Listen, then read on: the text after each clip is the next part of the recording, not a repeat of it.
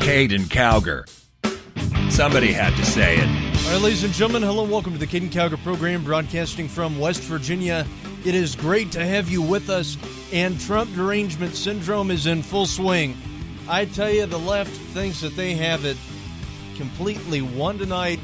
They don't think they're going to have any problem with this blue wave that's just going to rush in here and completely cover everything, flood the election. I'm kind of still expecting a red tsunami, though. I mean, I'm going to tell you, I don't understand how people could vote for Democrats at this point. I really don't. Because the left has been operating solely on Trump derangement syndrome for so long. They have refused to accept that Donald Trump is president. They've refused to accept the results of the 2016 election, and that's the entire case for the blue wave. That there is such an amount of animosity towards Donald Trump that it's going to result in a blue wave that's going to sweep the country, and that Democrats are going to take over the House. Now, there's a website called 538, and it's operated by Nate Silver. And Nate Silver is like the go-to guy for the Democrats, okay? There was one time a few years ago when he successfully predicted how every state was going to vote. And even though he has done poorly ever since then, like 2008, 2012, something like that, even though he's done poorly those last few election cycles at predicting the outcome of elections, he still has a ton of credibility with the Democrats. This is the guy that comforts them. Well, anyway, Nate Silver's out there on 538.com saying that there is an 87.8% chance that Republicans are going to lose control of the House. The Democrats are going to get it. So that's a 7 in 8 chance that Democrats are going to gain control of the House. Now, Republicans, a chance of Republicans, of course, staying in control is 12.2%, according to Nate Silver. So that's a 1 in 8 chance that Republicans are going to retain control. Now, here's the thing. If you look at his reasoning for this, how Nate Silver goes about collecting all of this data is different than how Real Clear Politics does it to a degree. He uses, I guess, more diverse polls that are supposed to make his analysis more accurate. It's all just a bunch of hoopla, but, you know, you understand he's a Democrat pollster. So, and he doesn't even conduct any polls himself. He just reads polls like none of us can, I guess, and it makes him this trusted source of news and information. He averages all that out, and, he is an accurate guy when it comes to polls. And that's according to the left anyway. So he has this stupid bell curve. This is how, and I hate the bell curve to begin with. It's one of the dumbest things that's out there. But, he uses the bell curve, so why not? So he created this bell curve where the median is where Democrats win 38 seats, and there is a 2.7% chance of that happening. Now, he also says that there is a 2.8% chance that Democrats gain 37 seats or maybe 35 seats, and then there's a 1.6% chance that Democrats do not gain control of the House and only win 22 seats. But then in addition to that, you have a ton of other percentages here that show that Republicans do have a chance of still keeping control, 12.2%. compared to 87.8%. Now, all that being said, this is Nate Silver's model. It's a bell curve. What are we, in liberal academia college classes? You know, it's so stupid, but this is the way that Nate Silver predicts that this is going to happen. Now, they have, a light. I don't understand what this is. This is a light forecast of what may happen, you have a 19.3% chance potentially that Republicans keep control of the House, and that is keeping it clean based on what local and national polls are saying. There's an 80.7% chance that they're going to be that the Democrats are going to take over.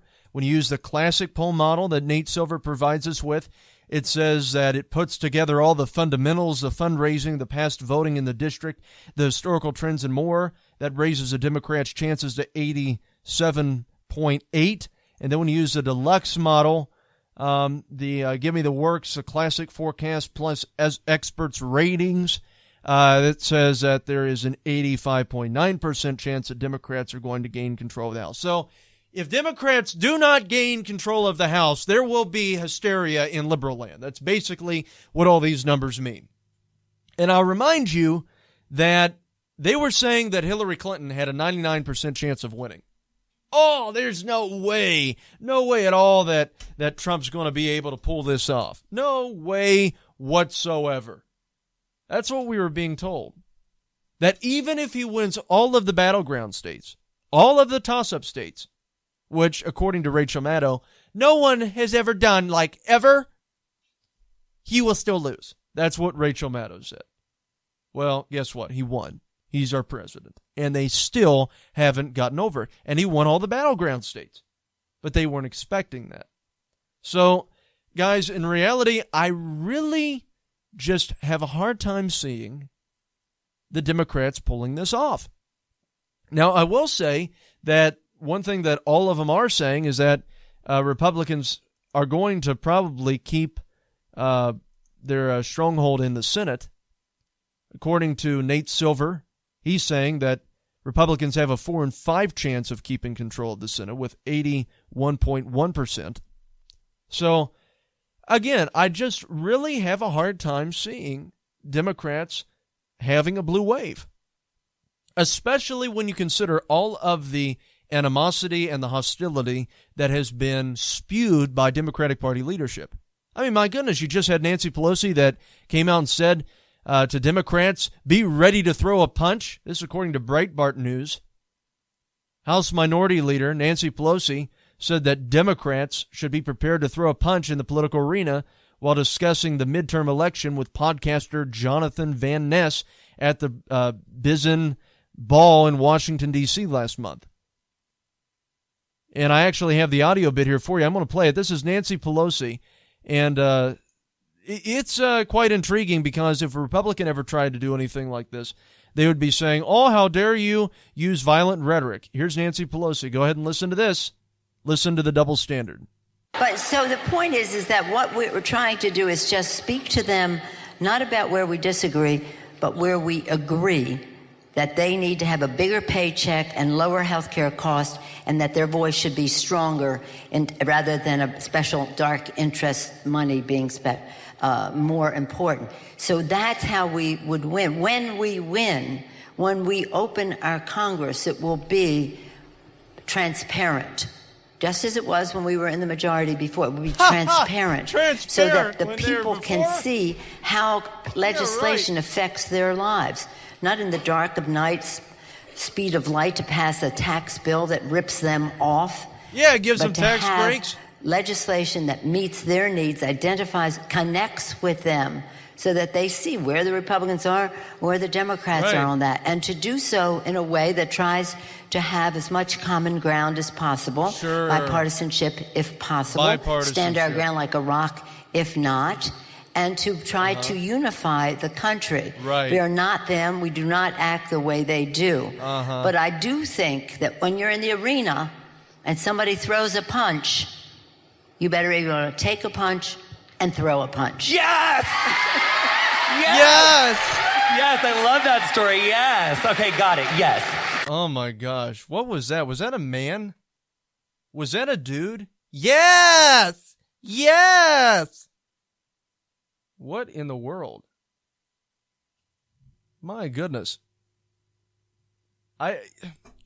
See, oh man, soy boys are everywhere, folks. It's really sad. What was that? I mean, that disturbed me more than Nancy Pelosi. Yes! That's the Democratic base. Those are the quote-unquote masculine males of the Democratic Party. Soy boys that have an overproduction of estrogen and no testosterone. That's what's composed of the males in the Democratic Party. I tell you, it's so sick. Whatever. My goodness. Anyway, that's the Democrats' base, and they make up 3% of the population. That being said, moving on. Guys, I got to tell you, I really just have a hard time understanding how anyone can take the Democrats seriously at this point, because you have Nancy Pelosi out there saying, well, you better be able to throw a punch. Yeah, sure. Thanks. And then in addition to that, you have Joe Manchin that is out there. What did Joe Manchin say? According to Washington Free Beacon, you have Manchin saying that it took every bit of my discipline not to beat the living crap out of my Republican opponent. That is his quote. And this is what it said. Democratic incumbent Senator Joe Manchin, Democrat from West Virginia, said that he wanted to beat the living crap out of his opponent during their debate at a campaign rally in Marmette. You might have seen the debate the other night, Manchin said. I want to tell you something. It took every bit of my discipline not to beat the living crap out of them, he said to cheers from the audience of several dozen Democrats gathered at the George Buckley Community Center. Here's what I'm thinking, Manchin continued. You don't come to someone's state and you don't come in here not knowing who we are and just be spewing out horrible things. I love the horrible grammar. That really represents our state well, Senator Manchin, because, of course, you really love to play on the stereotypes of West Virginia, don't you? You fake person, you. Every other word was trust, liberal, trust, dishonest, and I'm thinking trust. Here's a man who ran for Congress. Patrick Morrisey ran for Congress in New Jersey in 2000. He ran in the primary and got beat.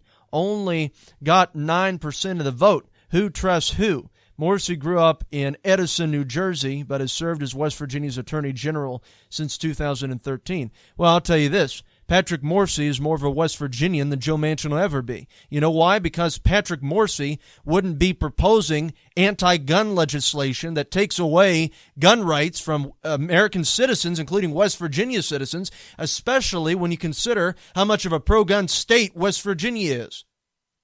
I mean, I have no idea how Joe Manchin just waltzes in every single time that he's up for re-election and woos the voters of West Virginia. This is a man that has voted for gun control. This is a man that refuses to support the pro-life amendment. This is a man that ran against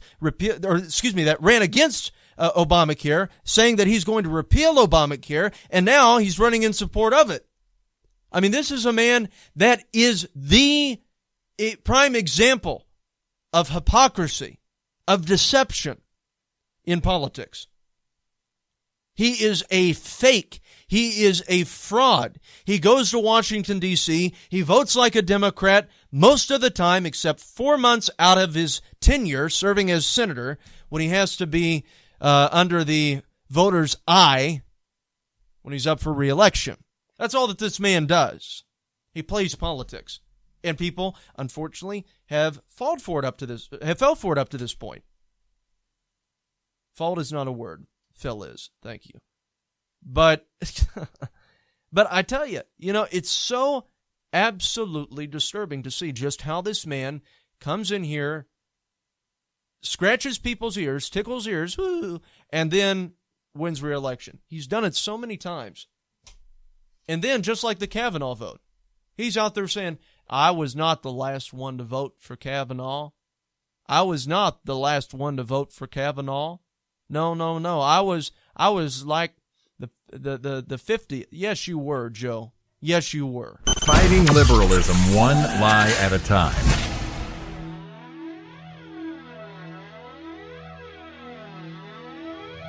Caden Calgary. Somebody had to say it.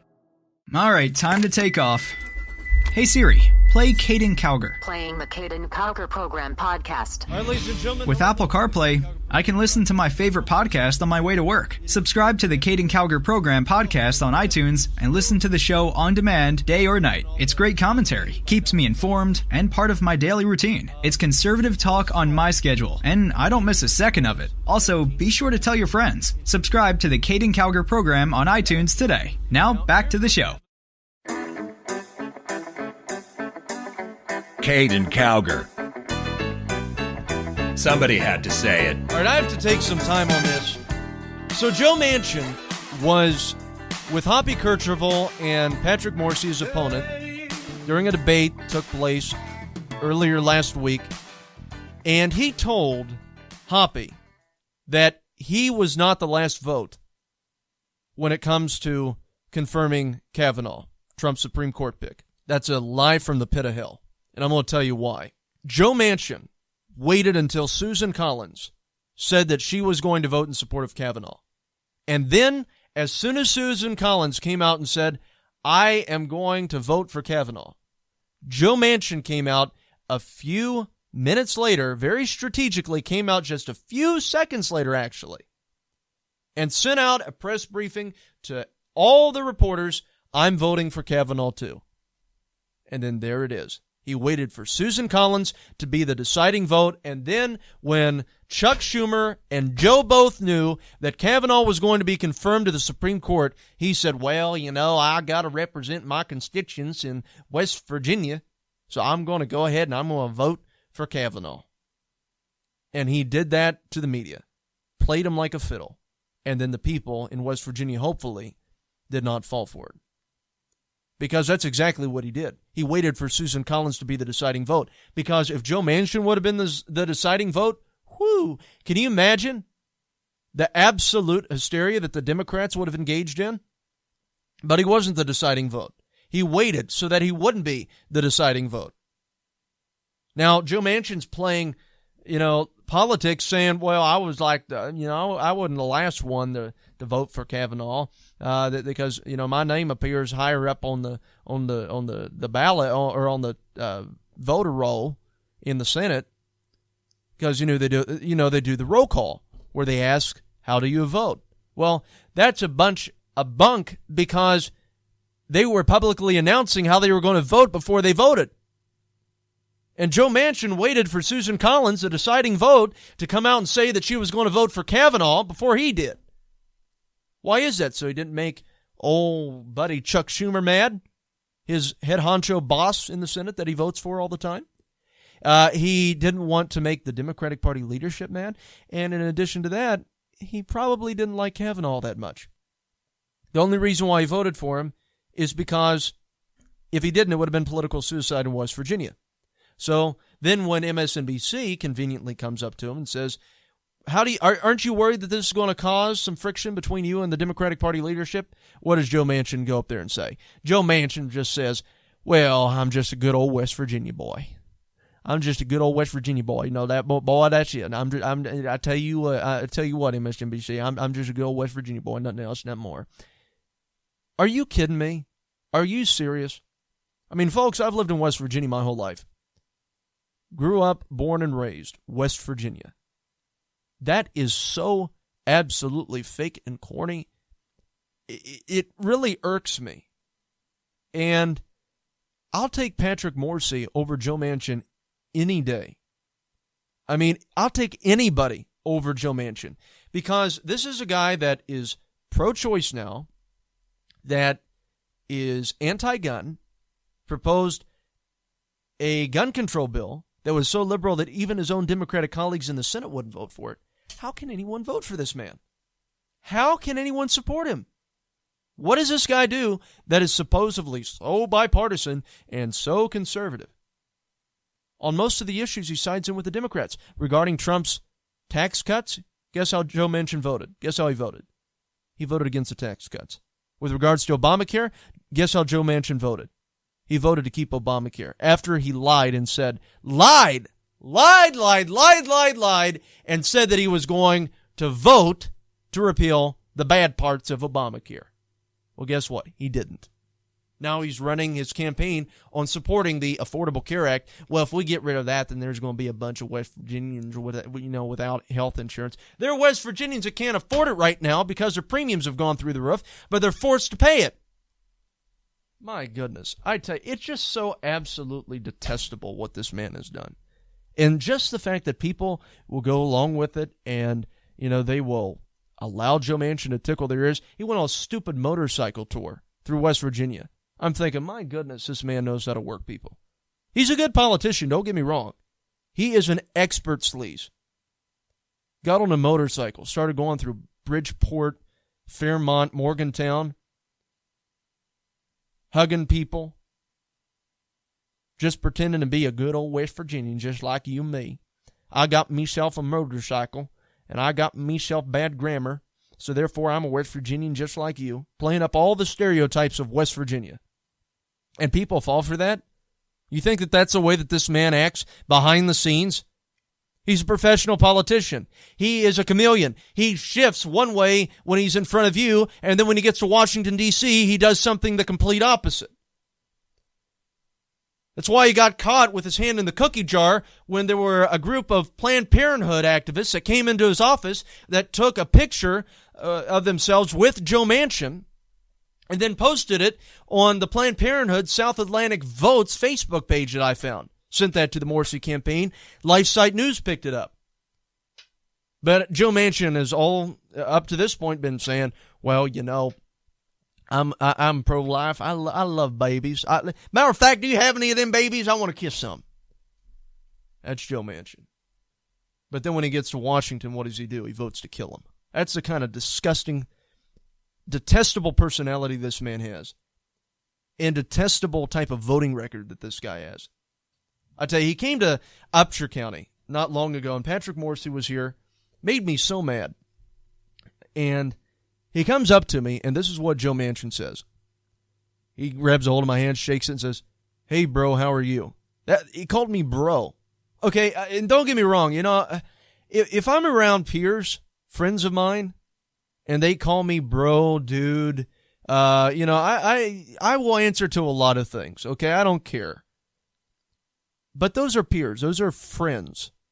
Okay? Hi, brother, how are you? I don't care. Hey, homie, whatever you want to, that's fine if you're a friend of mine.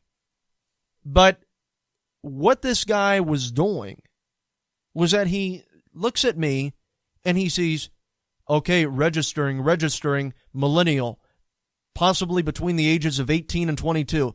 Refer to them as bro to try to relate. Hi, bro, how are you? All calculated in his head. He wants to try to relate to me, to appear youthful, so he calls me bro. I mean, I'm thinking, are you kidding me right now? I responded back, "Hi, sir, how are you?" I mean, it's like, yeah, whatever. But that's Joe Manchin. And then in addition to that, you'd have, sometimes when Patrick Morrissey would be talking to people, Joe Manchin would just slither right in between them and then start taking over the conversation. That made me mad. Because here I am trying to introduce Patrick to some different people, and then Joe Manchin just slithers right in there, starts taking over the conversation. Everyone that Patrick's talking to, he's talking to. Just made, it did. It made me mad. But Joe Manchin is a professional politician. He is a professional sleaze. And I just hope that West Virginians have become fed up with it. I mean, Fox News, you can't depend on Fox News to do anything because they're right on board with Joe Manchin all the way. Oh, yeah, he's a great guy. I don't understand why he's not a registered Republican. I'll tell you why he's not a registered Republican. Because he's working with Chuck Schumer. If you want a Democrat in a Republican state, that Democrat has to play like they're a conservative. So Joe Manchin does that for 4 months out of his 6-year term. And West Virginians have fallen for it. So it does. It really irks me that this is still a thing, that Joe Manchin is still in there. But that's why I wish Patrick the best. I really do. I wish Patrick the best. I hope he wins.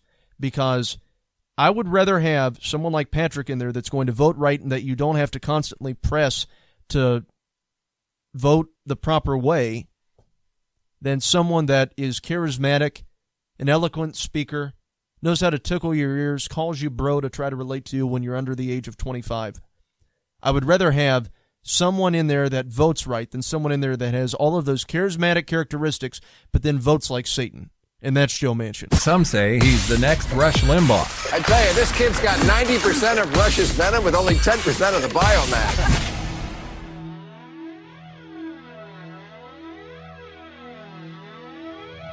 Caden Calgary. Somebody had to say it. With all the fake news spread by the lying mainstream media, It's fake, phony, fake. it can be hard to find the truth. That's why you should listen to the Caden Calgary program. You'll stay informed on current events and hear great conservative commentary you won't find anywhere else. Also, be sure to tell your friends. Subscribe to the Caden Calgary program on iTunes or Google Play Music. It's conservative talk on my schedule, and I don't miss a second of it.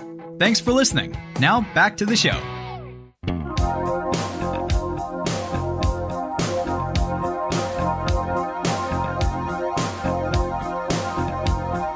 Caden Calgary. Somebody had to say it. I want you to listen to this. This is from Joseph Curl at the Daily Wire. For months, we've heard about this blue tide, blue wave, yeehaw, that's about to crash over America like a tsunami. But a day before the midterm elections, that wave is all dried up. CNN in a piece headlined, "The forecast, Democrats are still favored to win the House, but it's far from a sure thing," has completely changed the outlook. So even CNN is now concerned, not knowing if Democrats are going to pull this off or not. House forecast, Democrats will win 226 seats and the House majority, while Republicans will win just 209 seats. They all know that. A Democrat win of 203 seats and 262 seats is within the margin of error, says the analysis. Article written by Harry in 10. So, think about that. One says the Democrats are going to win 203 seats. The other one says the Democrats are going to win 262 seats. Are you kidding me?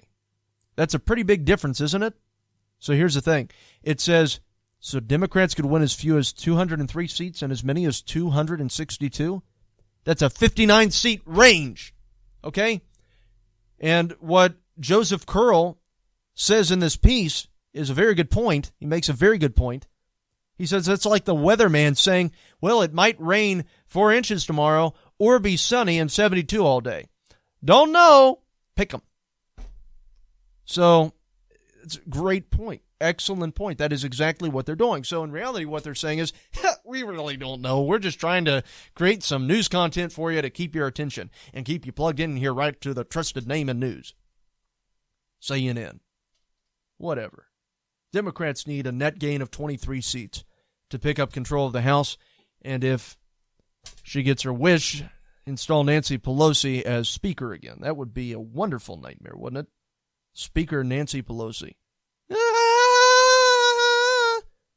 The magic number is 218. Win 218 seats, you have the House. And there's still many scenarios in which the Democrats do just that, and perhaps much more.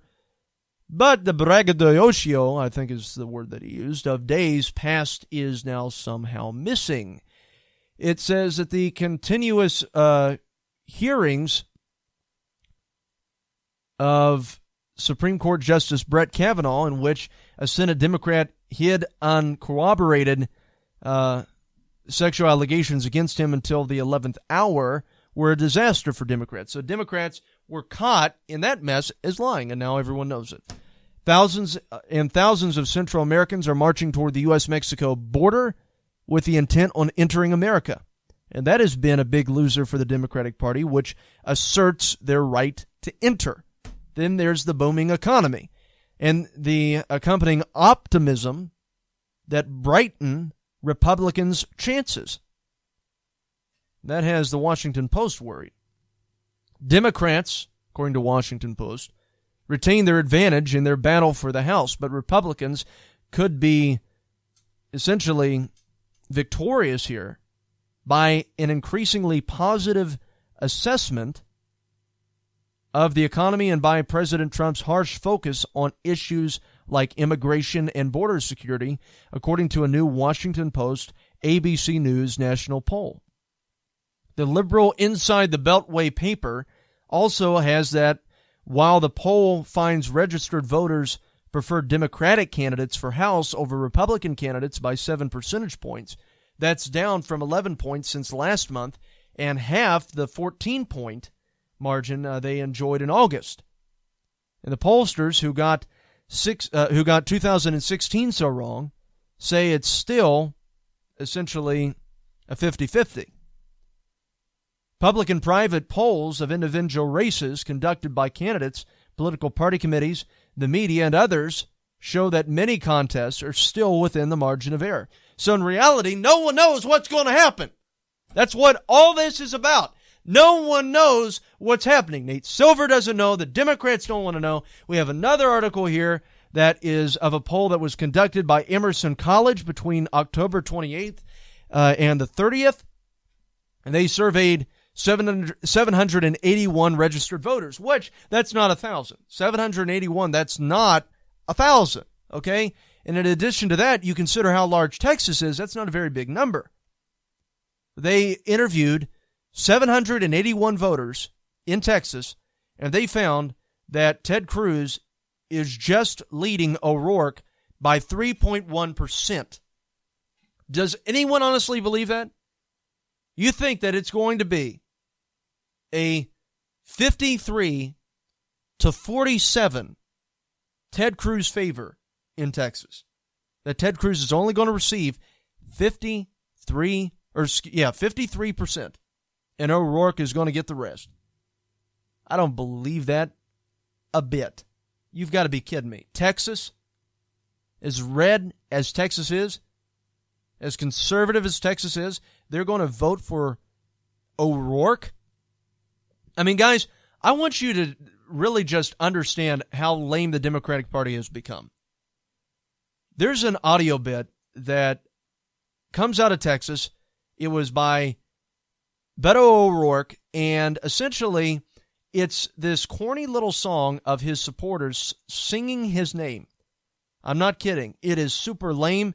It has to be one of the dumbest things that I have ever watched, but, you know, it's out there. And they essentially take Beto O'Rourke's name, B-E-T-O, and they put it to the tune of YMCA. It has to be one of the most disturbing videos that's available on the internet, but, you know, this is just absolutely horrific. B-E-T-O, come join the party for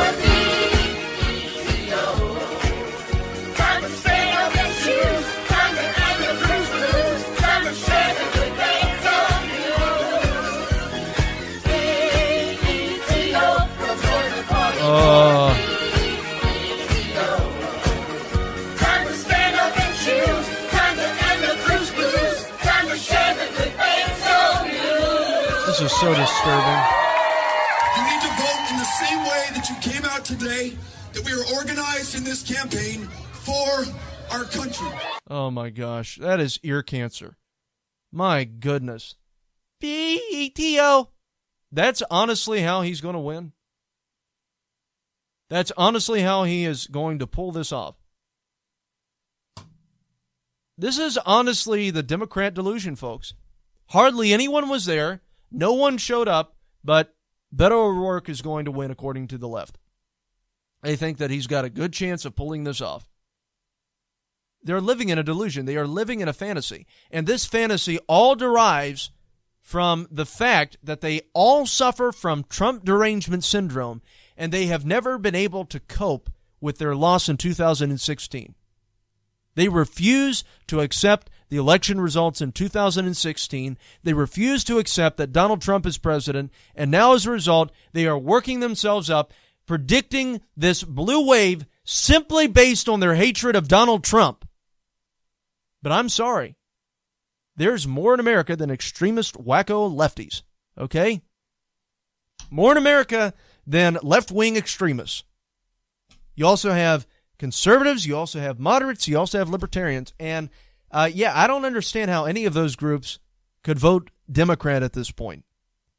Because when you have these people that are literally, folks, you have another article out here of Chelsea Handler that has stripped down nude. Okay? Why? Because vote like your life depends on it, she said. So she stripped down without wearing any clothes, that's what that means, and did that to promote voting for Democrats. There's also a big campaign out of where there's this thing called Grab Them by the Ballot. And these are also overweight, unattractive SJW feminist chicks, too. My gosh. Put some clothes on. Caden Calgar. Keeping America straight.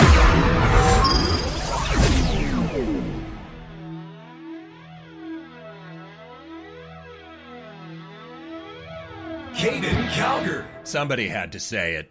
Hey guys, thanks so much for listening to today's show. I want to tell you another great way that you can listen to this podcast. You can do that by downloading the iHeartRadio app from the iTunes App Store or Google Play. You can just search my name, Caden Calgar, and then listen to the show. You'll gain access to great conservative content, insightful commentary, and you'll stay up to date on the nation's latest news. So what are you waiting for? Download the iHeartRadio app today. Thanks so much again for listening, and I'll talk to you soon.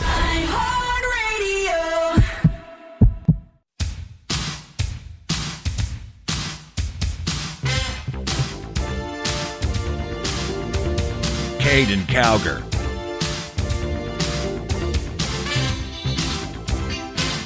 Somebody had to say it. Now, folks, this is going to be a little bit rough, but the Bible talks about it, so can I.